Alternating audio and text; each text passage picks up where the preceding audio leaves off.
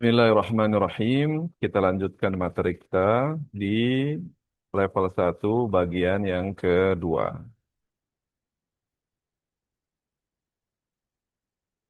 Yang akan kita pelajari di bagian kedua ini yaitu tentang kalimat atau dalam bahasa Arab disebut al-jumlah. Dalam bahasa Indonesia itu terdapat pola dasar pembentukan kalimat baku yaitu SPOK ya. Biasanya ketika kita sekolah itu kita belajar tentang SPOK ini, khususnya waktu SD ya.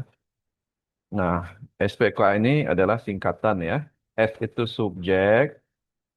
Apa itu subjek? Yaitu pelaku, baik orang atau benda yang melakukan kegiatan. Nah, subjek. Kemudian yang kedua P. P itu adalah predikat, yaitu kegiatan yang dilakukan subjek. Ya, kalau dalam bahasa Arab itu disebut fiil, ya kegiatannya itu fiil, baik fiil madi maupun fiil mudhari. Kemudian yang ketiga adalah O. O ialah objek, yaitu sesuatu atau pihak yang dikenai tindakan oleh subjek. Ya. Dan yang terakhir K adalah singkatan dari keterangan, yaitu informasi tambahan mengenai waktu, tempat, dan lain-lain. Dan mudah-mudahan hal ini tidak sulit untuk dipahami ya bagi kita orang Indonesia khususnya. Karena kita yang sekolah, insya Allah sudah pernah belajar ini, pola ini, SPOK. Nah, contohnya seperti ini, Hamid menulis pelajaran di kelas. Ya, jadi Hamid ini, karena dia adalah pelaku, ya, pelakunya, pelaku yang melakukan menulis ini, maka dia disebut sebagai subjek atau S di sini. Kemudian menulis adalah kegiatan, nah, kegiatan yang dilakukan oleh subjek, maka dia disebut predikat di sini. Nah, kemudian pelajaran di sini, Hamid menulis pelajaran, ini adalah objek ya, sesuatu atau pihak yang dikenai tindakan oleh subjek. Ya, misalnya Budi minum kopi, maka kopi itu adalah objek ya. Kemudian di kelas ini adalah informasi tambahan mengenai tempat ya, kata keterangan. Oleh karena itu disebut keterangan. Oke, berikutnya. Nah, dalam bahasa Arab terdapat pola kalimat yang kurang lebih sama, mirip-mirip lah. Nah, subjek ini biasanya dia ada dua biasanya, yaitu fa'il atau mubtada. Jadi yang menjadi subjek itu nantinya bisa fa'il, bisa mubtada ya. Apa itu fa'il, apa itu mubtada nanti kita pelajari. Kemudian predikat, tadi sudah saya singgung bahwa predikat itu adalah fi'ilnya, kata kerja. Ya, baik dia fi'il madi maupun fi'il mudhari. Yang ketiga adalah objek. Nah, objek ini adalah maf'ulun bih dalam bahasa Arab. Kemudian kata keterangan ini biasanya terdiri dari jar majrur atau zorof. Ya, ini kata keterangan. Contohnya, seperti kalimat yang tadi, Hamid menulis pelajaran di sekolah ketika ditulis dalam bahasa Arab menjadi seperti ini.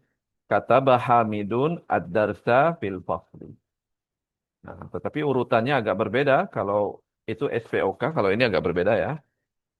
Jadi predikatnya yang pertama, kata kemudian subjeknya yang kedua, Hamidun, ad-darsa, objek, ya, pelajaran, ya, Hamid menulis pelajaran fil fasli di dalam kelas. Ini keterangan, Pak.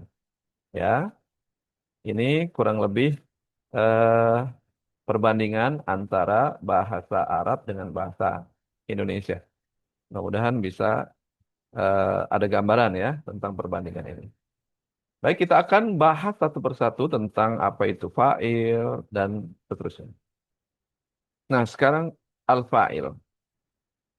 Apa itu al-fa'il? Al-fa'il, jadi subjek dalam bahasa Arab itu setidaknya ada dua macam ya. Tadi sudah disebutkan, entah itu fa'il atau itu mubtada ya. Nah, bisa juga yang lainnya. Ya, tapi di sini fa'il dan mubtada. Nah, kita fokus ke fa'il dulu. Apa itu fa'il? Fa'il adalah subjek yang terletak setelah predikatnya atau fiilnya. Jadi fa'il itu ada syaratnya. Letaknya harus setelah fi'il. Ya. Dan fa'il itu hukumnya marfu. Fa'il itu hukumnya marfu. Nah, ini materi kita di bagian yang pertama itu, deh. Yaitu marfu, mansub, majrur. Di sini marfu. Apa yang dimaksud marfu? Ya, ingat. Yaitu domma atau dom matain. Jadi kalau ada fa'il ini harokatnya dikasih domah atau dom matain. Contohnya nih. Contohnya, zahaba Hamidun. Hamid telah pergi. Nah, di sini ada fiil, zahaba. Ya, kalau ada fiil itu pasti ada fa'il. Siapa yang pergi? Hamid. Berarti ini Hamid ini adalah subjeknya atau fa'ilnya dalam bahasa Arab. Nah, dan fa'il itu hukumnya marfu. Berarti Hamid dikasih harokatin Hamidun. Jadi kalau kita ketemu subjek atau fa'il, ya, maka harokatnya didomahkan. Zahaba Hamidun. Gitu ya. Contoh yang kedua, yadhabu Hamidun. Hamid sedang pergi. Sama aja. Cuman perbedaannya di fiilnya saja. Yadhabu Hamidun. Ya. Jadi bukan Hamidun zahaba atau Hamidun yadhabu. Hamidnya bukan fa'il. Kalau seperti itu. Karena fa'il itu syaratnya itu letaknya setelah fiil. Jadi kalau seperti ini baru fa'il. Oke. Nah, misalnya kalau subjeknya terletak sebelum predikatnya atau fiilnya, maka dia bukan fa'il. Nah, dia pasti bukan fa'il. Namun boleh jadi dia adalah mubtada. Contohnya di sini, Hamidun zahaba. Hamid telah pergi. Sama aja artinya. Tapi Hamid di sini letaknya sebelum fiil. Maka Hamid di sini bukan fa'il. Ya, Hamidun yadhabu. Hamid sedang pergi. Sama, Hamid di sini bukan fa'il. Kalau di sini Hamidnya fa'il karena dia letaknya setelah fi'il. Tapi kalau yang di sini Hamidnya bukan fa'il. Nah, di sini dia sebagai mubtada ya. Tapi kita belum membahas tentang apa itu mubtada. Intinya kalau fa'il itu harus letaknya setelah fi'il gitu. Oke. Kalau dia letaknya sebelum fi'il berarti dia bukan fa'il. Kemudian pertanyaan mana fa'ilnya kalau gitu? Nah, fa'ilnya nanti berupa domir ya. Nanti kita akan pelajari di tempatnya. Intinya, terlebih dahulu kita harus pahami bahwa fa'il itu letaknya setelah fi'il. Kita lanjutkan. Kalau fa'ilnya mu'annas, ya kita eh, flashback lagi istilah mu'annas. Ada mu'annas, lawannya muzakkar. Mu'annas itu apa? Masih ingat? Ya, fa'il yang menunjukkan jenis kelamin perempuan atau ada tak marbutohnya. Jadi kalau fa'ilnya itu berjenis kelamin perempuan atau ada tak marbutohnya, maka pada fi'ilnya itu terdapat tanda mu'annas. Apa tanda mu'annasnya? Yang pertama itu untuk di fi'il madi itu ada tak sukun di akhir fi'il madi. Untuk di fi'il mudhari ada huruf tak berharokat di awalnya. Contohnya fi'il madi seperti ini. Zahabat Hindun. Hindun telah pergi. Mana fa'ilnya? Hindun. Karena Hindun adalah subjek terletaknya setelah fiil. Maka dia fa'il. Ya. Karena Hindun mu'annas, maka di fiilnya ada tanda mu'annasnya itu tak sukun. Zahabat. Gitu. Oke. Sedangkan kalau fiil mudhari, tadhabu Hindun. Nah, fa'ilnya Hindun, mu'annas. Maka tanda mu'annasnya di awal. Yang biasanya yazhabu pakai ya, di sini diganti tazhabu. Ini tanda mu'annasnya. Ya. Ini merupakan taknisul fi'li. Mudah-mudahan bisa dipahami ya. Oke, kita lanjutkan. Nah, setelah kita belajar tentang fa'il, maka berikutnya kita belajar tentang al-maf'ul bi. Maf'ul bi adalah objek, yaitu O dalam pola SPOK. Ya. Jadi maf'ul bi itu objek. Seperti Budi minum kopi. Nah, kopinya itu, Budinya itu fa'il atau subjek. eh, Kopinya itu adalah objek atau maf'ulun bih dalam bahasa Arab. Nah, maf'ulun bih ini hukumnya mansub. Nah, diingat lagi mansub. Apa mansub itu? Kalau marfu itu dhammah, dhammatain. Kalau mansub itu fathah atau fathatain. Jadi kalau ada maf'ulun bih kita ketemu dalam bahasa Arab maka diharokatin fathah atau fathatain ya. Contohnya seperti ini. Qara'a Hamidun kitaban. Qara'a Hamidun kitaban. Hamid telah membaca buku. Ya. Qara'a ini fiil madi. Kemudian Hamidun di sini sebagai fa'ilnya. Dia diharokatin domah karena fa'il itu marfu hukumnya kitaban. Hamid membaca buku.